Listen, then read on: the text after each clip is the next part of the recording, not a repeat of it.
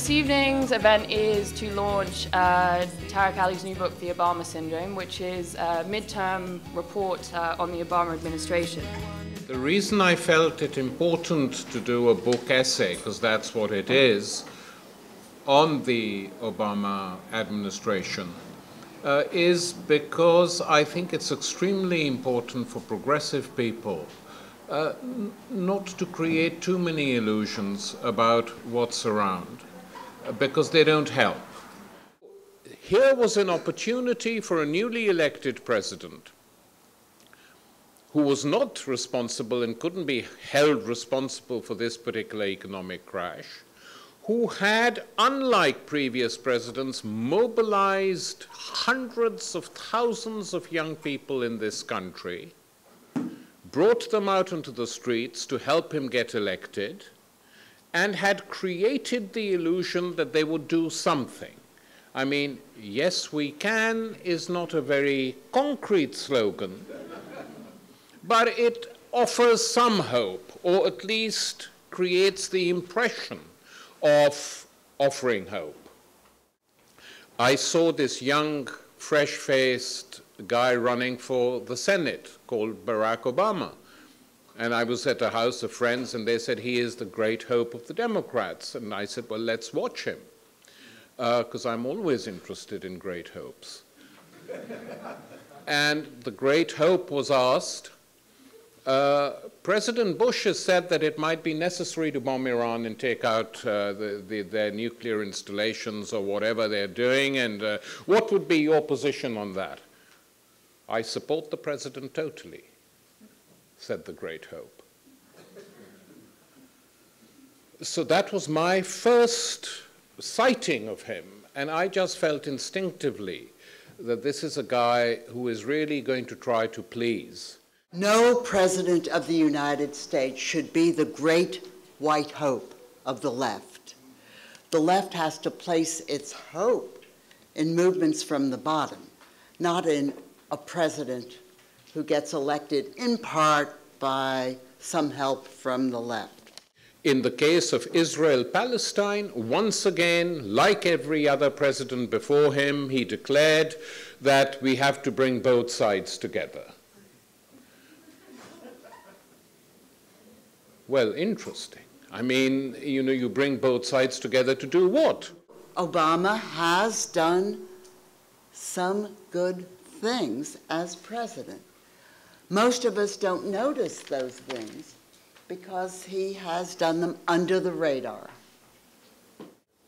Can Barack Obama reform America?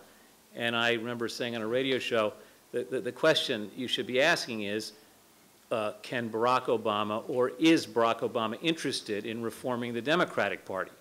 And the answer is a resounding no. He's a go-along, get-along politician who seems to be enjoying himself immensely as president, and he's not interested in making waves, because if he makes waves, he doesn't want to turn into Jimmy Carter. I still think we ought to place the 2008 election in perspective and recognize, as Tariq said, that it was a significant victory, that for one thing, an African American was elected to the presidency of the United States. Those of you who are like me can remember the 1960s. Can you have imagined such a thing having happened? That's a cultural change that can, over time, turn out to be of great significance. Or think about it this other way. If Obama had not won in the general election, Sarah Palin and John McCain would have won. And we don't know what that would have brought in its wake, but it certainly would have entailed craziness and incompetence, because that was the legacy of the George W. Bush administration. They weren't just nuts, they were incompetent. But the president's supporters might just as well have called it post-political. Indeed, Obama's pleas for nonpartisan cooperation on the great crises of the day were so insistent that at times one could almost forget he was the product of the Democratic Party and its most ferociously partisan local chapter, the Democratic Machine of Cook County, Illinois.